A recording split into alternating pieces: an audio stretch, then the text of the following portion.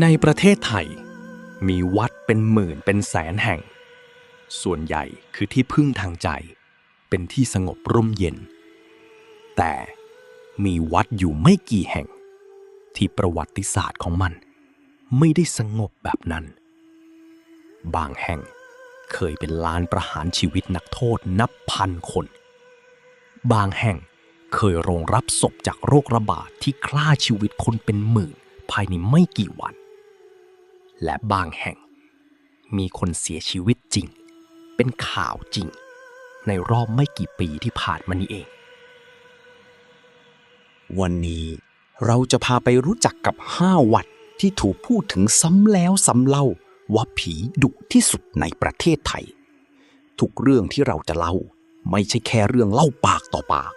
แต่มีร่องรอยในบันทึกประวัติศาสตร์มีข่าวมีหลักฐานทางโบราณคดีรองรับถ้าพร้อมแล้วอย่าลืมกดไลค์กดติดตามช่องเพื่อเปิดการมองเห็นเพราะอันดับ1ของวันนี้เป็นวัดที่ถูกจัดว่าผีดุที่สุดจากหลายสำนักข่าวอิสระพร้อมกัน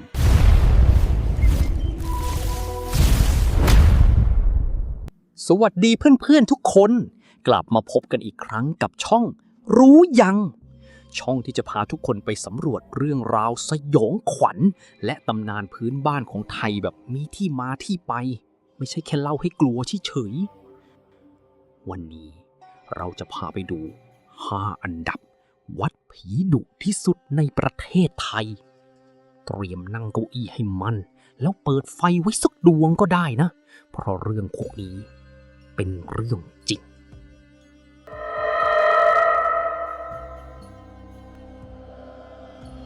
อันดับ5วัดสุวรรณารามผีทหารพม่าไร้ศีรษะ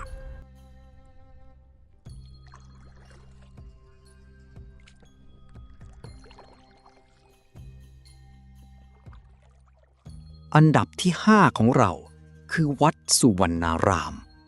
วัดเก่าแก่ริมคลองบางกอกน้อยฝั่งธนบุรีชื่อเดิมของวัดนี้คือวัดทองสร้างมาตั้งแต่สมัยกรุงศรีอยุธยาถ้าใครเคยไปเที่ยวจะรู้ว่าวัดนี้สวยงามมากมีภาพจิตรกรรมฝาผนังฝีมือ2 ช่างเอกในสมัยรัชกาลที่3ได้แก่ครูทองอยู่และครูคงแปะที่ประชันฝีมือกันวาดจนกลายเป็นงานศิลป์ระดับต้นๆของกรุงรัตนโกสินทร์แต่ความสวยงามนั้นซ่อนเรื่องราวที่ไม่สวยงามเอาไว้เบื้องหลัง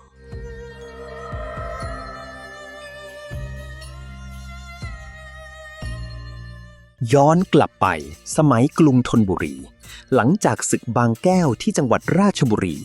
สมเด็จพระเจ้าตากสินทรงจับเฉลยศึกชาวพม่าได้มากกว่า 1,300 คนนำตัวมาคุมขังไว้ในกรุงธนบุรีต่อมาเมื่อทัพพม่าอีกกองยกมาประชิดเมืองพระองค์มีรับสั่งให้รวบรวมกำลังพลและให้เฉลยศึกพม่าเหล่านั้นเข้าร่วมรบด้วย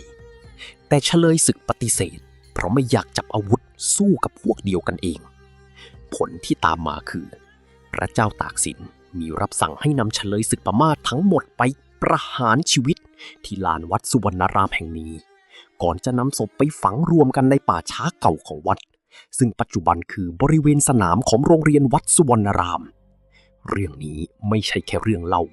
แต่มีการบันทึกไว้ในพระราชพงศาวดารฉบับหมอ บรัดลีย์ด้วยจากเหตุการณ์นั้นก็เริ่มมีคำบอกเล่าต่อกันมาว่ามีคนเคยเห็นร่างชายรูปร่างสูงใหญ่นุ่งผ้าโจงกระเบนยืนอยู่ในบริเวณวัดยามพลบค่ำแต่ร่างนั้นไม่มีศีรษะและมีอีกเรื่องที่คนเล่าต่อกันมาจนถึงทุกวันนี้ครั้งหนึ่งมีการปรับปรุงพื้นที่โรงเรียนวัดสุวรรณารามคนงานขุดพบโครงกระดูกที่ข้อมือมีกำไลนาคสวมอยู่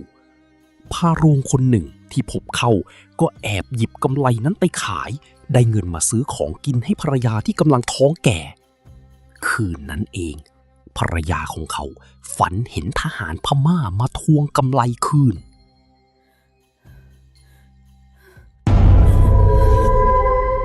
ไม่นานหลังจากนั้น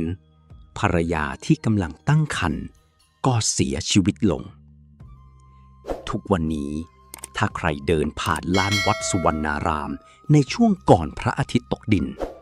คนแถวนั้นบางส่วนก็ยังเชื่อว่าไม่ควรอยู่นานเกินไป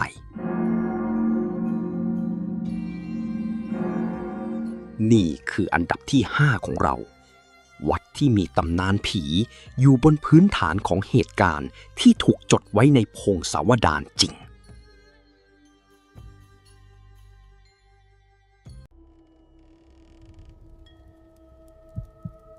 อันดับ 4 วัดมหาบุตรตำนานรักที่ความตายก็พรากไม่ได้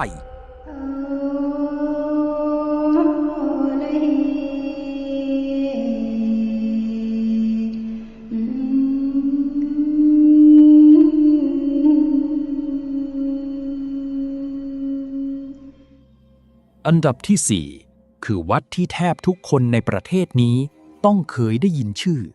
แม้จะไม่เคยไปเยือนจริง วัดมหาบุตรหรือชื่อที่คนไทยเรียกกันติดปากว่า วัดแม่นาคพระโขนงวัดนี้สร้างขึ้นราวพ.ศ. 2305 ปลายสมัยกรุงศรีอยุธยาตั้งอยู่ในซอยอ่อนนุชเขตสวนหลวงกรุงเทพเรื่องราวของแม่นาคเป็นตำนานที่ถูกเล่าขานมานานที่สุดเรื่องหนึ่งของไทยเชื่อกันว่าเกิดขึ้นในช่วงปลายรัชกาลที่ 3 ถึงต้นรัชกาลที่ 4 หญิงสาวชื่อนาค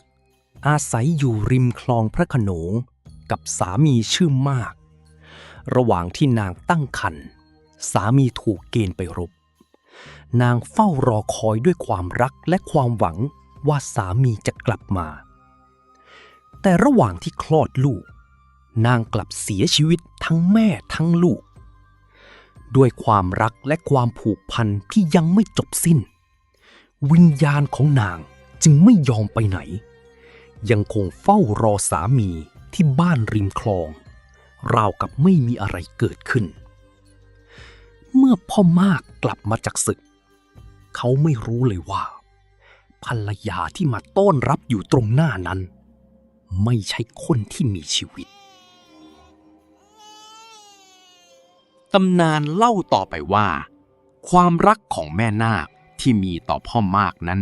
รุนแรงและหวงแหนมากถึงขั้นที่ทำร้ายใครก็ตามที่พยายามเข้ามาขัดขวางหรือเปิดเผยความจริงจนกลายเป็นภาพจำของผีที่ดุที่สุดในวัฒนธรรมไทยแม้จุดเริ่มต้นของเรื่องราวทั้งหมดจะมาจากความรักอันบริสุทธิ์ก็ตามเรื่องราวนี้ถูกนำไปสร้างเป็นภาพยนตร์และละครมาแล้วนับ10 เวอร์ชันตลอดหลาย10 ปีที่ผ่านมาจนกลายเป็นผีไทยที่มีชื่อเสียงระดับตำนานประจำชาติทุกวันนี้ภายในวัดมหาบุตรมีศาลแม่นาคตั้งอยู่เป็นจุดที่มีคนไปกราบไหว้ขอพรเรื่องความรักและการเกณฑ์ทหารไม่ขาดสายบางคนเชื่อว่าถ้าอธิษฐานด้วยใจจริงแม่นาคจะช่วยดลใจให้สมหวังในความรักเพราะนางเข้าใจความรู้สึกของการรอคอยดีที่สุดแต่ในอีกมุมหนึ่งคนเฒ่าคนแก่แถวนั้นก็ยังเตือนเสมอว่าอย่าลบหลู่อย่าพูดจาไม่เหมาะสมในบริเวณวัดเพราะความรักที่รุนแรงขนาดเอาชนะความตายได้ก็สามารถกลายเป็นความดุร้ายได้เช่นกันหากใครไปทำให้นางไม่พอใจนี่คืออันดับที่ 4ตำนานผีที่โด่งดังที่สุดของประเทศไทยที่มีสถานที่จริงให้ไปสัมผัสได้ถึงทุกวันนี้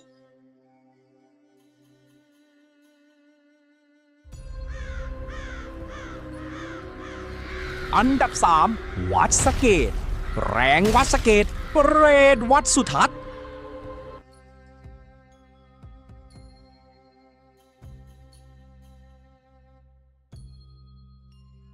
อันดับที่ 3คือวัดที่ใครไปกรุงเทพก็ต้องเคยเห็นยอดภูเขาทองแต่ไกล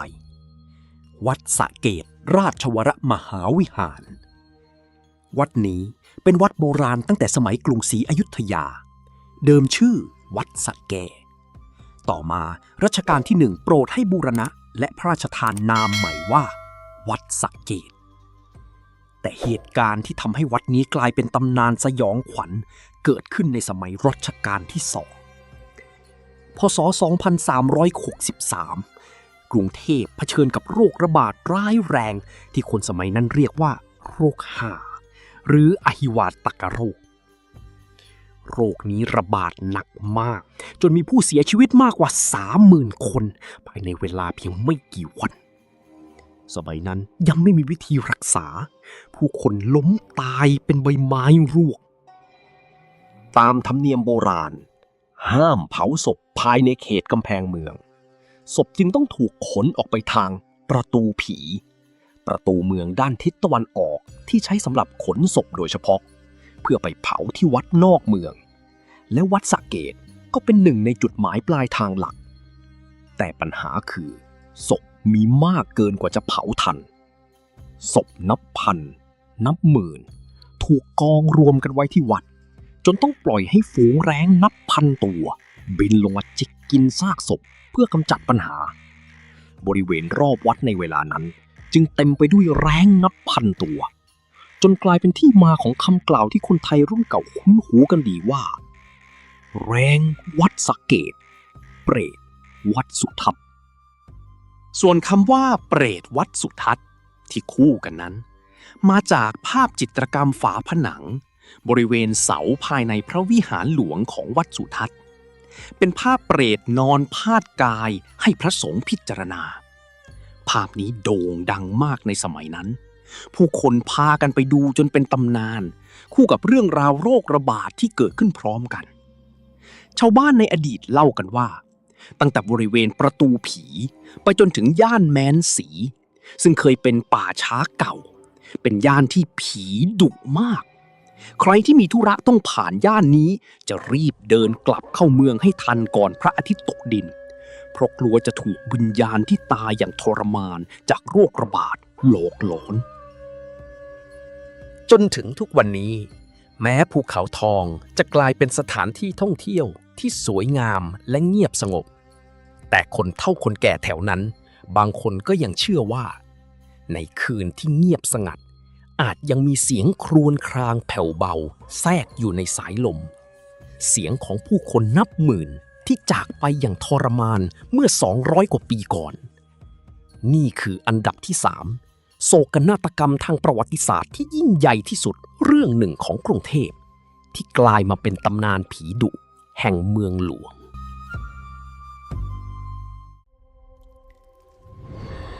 อันดับ2วัดกระสายคำท้าทายสิ่งศักดิ์สิทธิ์ที่จบลงด้วยเรื่องจริง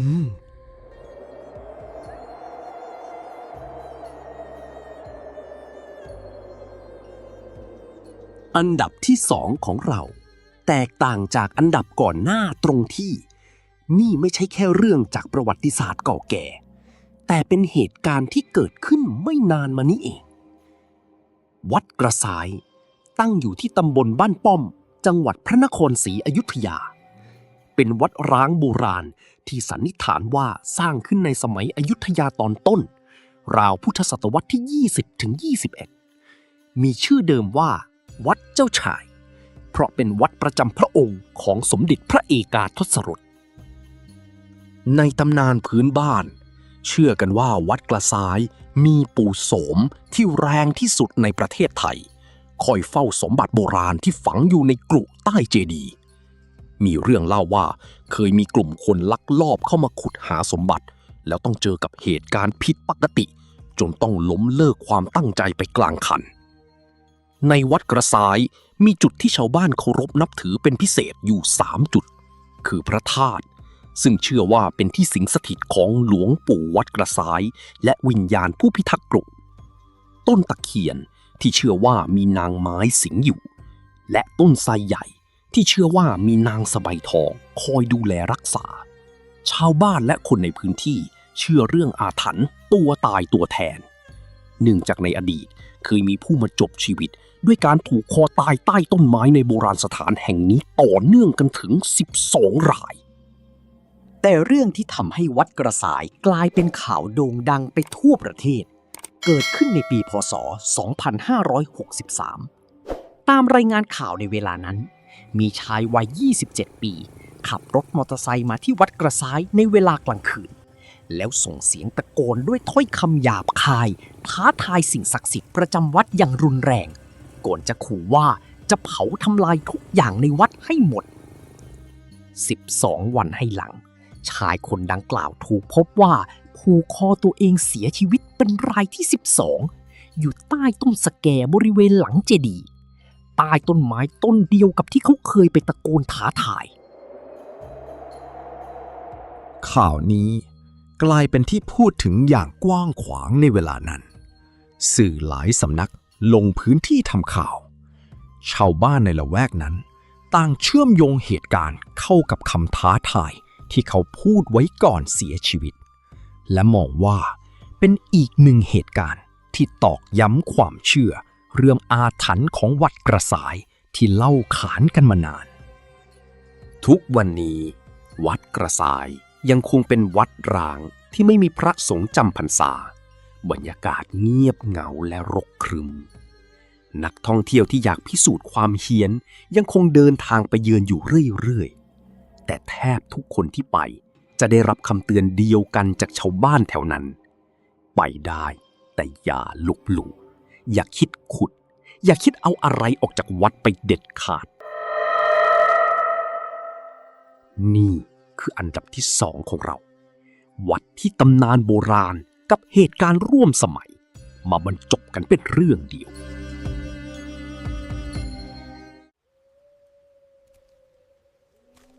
อันดับ 1 วัดปราสาทผีหัวขาดแห่งวัดปราสาทและแล้วก็มาถึงอันดับ 1ของเราวัดที่ถูกยืนยันซ้ำแล้วซ้ำเล่าจากหลายสำนักข่าวและหลายช่องอิสระที่ไม่เกี่ยวข้องกันเลยว่าเป็น1 ใน 5 วัดที่ผีดุที่สุดในประเทศไทยวัดปราสาทจังหวัดนนทบุรีวัดปราสาทเป็นวัดเก่าแก่อายุกว่า 400 ปีตั้งอยู่ริมแม่น้ำเจ้าพระยาฝั่งตำบลบางกลางจุดเด่นของวัดคือโบสถ์มหาอุดซึ่งเป็นโบสถ์ที่มีประตูทางเข้าออกเพียงทางเดียวไม่มีหน้าต่างตามความเชื่อโบราณโบสถ์ลักษณะนี้มักถูกใช้ประกอบพิธีกรรมทางไสยศาสตร์ชั้นสูงเพราะเชื่อว่าเป็นสถานที่ที่พลังงานจะไม่รั่วไหลออกไปไหนและในวัดยังมีต้นตะเคียนที่ใหญ่ที่สุดในประเทศไทยและมีอายุกว่า1,000 ปีวัดความยาวได้ 39.1 เมตรรอบลำต้นกว้าง 4 เมตรเป็นที่สักการะบูชาตามความเชื่อของชาวนนทบุรีในอดีตบริเวณที่ตั้งวัดปราสาทเคยเป็นค่ายทหารมาก่อนและบางส่วนของพื้นที่เคยถูกใช้เป็นลานประหารชีวิตนักโทษตำนานที่โด่งดังที่สุดของที่นี่คือผีหัวขาดแห่งวัดปราสาทชาวบ้านในละแวกนั้นเล่าต่อกันมานานหลายชั่วอายุคนว่าเคยมีคนพบเห็นร่างที่ไม่มีศีรษะเดินอยู่ในบริเวณวัดบางตัวว่าเห็นตอนกลางวันแสกๆไม่ใช่แค่ยามค่ำคืนเหมือนตำนานผีทั่วไปนอกจากผีหัวขาดแล้วยังมีเรื่องเล่าอื่นอีกมากมายเกี่ยวกับวัดแห่งนี้บางคนเล่าว่าเคยได้ยินเสียงร้องครวญครางดังแทรกขึ้นมาในความเงียบยามดึกคล้ายเสียงเปรตบางคนเล่าว่าเคยเห็นวิญญาณผู้หญิงในชุดไทยโบราณยืนอยู่ใกล้ๆศาลาการประเรียนและมีคนจำนวนไม่น้อยที่เล่าว่าเคยเห็นควันสีขาวลอยออกมาจากต้นตะเคียนใหญ่เมื่อเพ่งมองดีๆกลับเห็นเป็นใบหน้าผู้หญิงลอยอยู่กลางควันนั้นด้วยเรื่องราวทั้งหมดนี้วัดปราสาทจึงถูกพูดถึงในสื่อและช่อง YouTube หลายช่องซ้ำแล้วซ้ำเล่าตลอดหลายปีที่ผ่านมาทั้งรายการโทรทัศน์ที่ลงพื้นที่ไปพิสูจน์ความเฮี้ยนและคอนเทนต์ครีเอเตอร์อิสระที่ทำคลิปเกี่ยวกับวัดแห่งนี้นับ10 ช่องและเกือบทุกแหล่งข้อมูลต่างเห็นตรงกันในจุดเดียววัดปราสาทคือหนึ่งในวัดที่ผีดุที่สุดในประเทศไทยแต่สิ่งที่น่าสนใจไม่แพ้ตำนานผีคือความเคารพที่ชาวบ้านมีต่อสถานที่แห่งนี้หลายคนที่อาศัยอยู่ใกล้วัดบอกตรงกันว่า ตราบใดที่มาด้วยความเคารพ ไม่ลบหลู่ไม่ส่งเสียงดัง ไม่พูดจาไม่เหมาะสม วัดปราสาทก็เป็นเหมือนวัดทั่วไปที่ให้ความร่มเย็นแก่ผู้มาเยือน แต่ถ้าใครคิดจะท้าทายหรือลบหลู่ก็มักจะได้ยินเรื่องราวเตือนใจตามมาเสมอ ทั้งหมดนี้คือ 5 อันดับวัดผีดุที่สุดในประเทศไทย ที่เราคัดเลือกมาเพราะทุกเรื่องมีร่องรอยทางประวัติศาสตร์รองรับจริง จากวัดสุวรรณารามที่มีบันทึกในพระราชพงศาวดาร วัดมหาบุตรที่กลายเป็นตำนานรักอมตะระดับชาติ วัดสะเกดที่โบกเล่าโศกนาฏกรรมโรคระบาดครั้งใหญ่ที่สุดครั้งหนึ่งของกรุงเทพ วัดกระสายที่ตำนานโบราณกับเหตุการณ์จริงในยุคปัจจุบันมาบรรจบกัน และวัดปราสาทที่ถูกยกให้เป็นวัดผีดุอันดับหนึ่งจากหลายแหล่งข้อมูลอิสระ สิ่งหนึ่งที่น่าสังเกตคือ ทุกวัดในลิสต์นี้ไม่ได้มีแค่ความน่ากลัว แต่มีความเป็นมนุษย์ซ่อนอยู่เบื้องหลังเสมอ ไม่ว่าจะเป็นความรักที่ไม่ยอมจากไป ความทุกข์ทรมานจากโรคระบาดและสงคราม หรือแม้แต่ความแค้นของผู้ที่ตายยังไม่เป็นธรรม เรื่องผีของไทยจึงไม่ได้เป็นแค่เรื่องหลอน แต่เป็นกระจกสะท้อนประวัติศาสตร์และความเชื่อของคนไทยมาหลายร้อยปี ถ้าเพื่อนๆชอบคลิปแบบนี้อย่าลืมกดไลค์กดติดตามและกดกระดิ่งแจ้งเตือนไว้เพื่อเปิดการมองเห็นเพราะเรายังมีเรื่องราวแบบนี้อีกเพียบที่รอเล่าให้ฟังแล้วเพื่อนๆล่ะเคยไปวัดไหนในลิสต์นี้มาบ้างหรือมีวัดผีดุประจำจังหวัดตัวเองที่อยากให้เราไปทำคลิปต่อไหมคอมเมนต์บอกกันได้เลยด้านล่างนี้แล้วเจอกันใหม่ในคลิปหน้า EP 2 สวัสดีครับ ดูคลิปจบแล้วอย่าลืมกดไลค์กด subscribe กันด้วยนะครับ เคยแปลกใจไหม ว่าเวลาหมุนไปทำไมโลก ยังซ้ำรอยในตำราไม่มีคำตอบ หรือแค่เรามองข้ามไป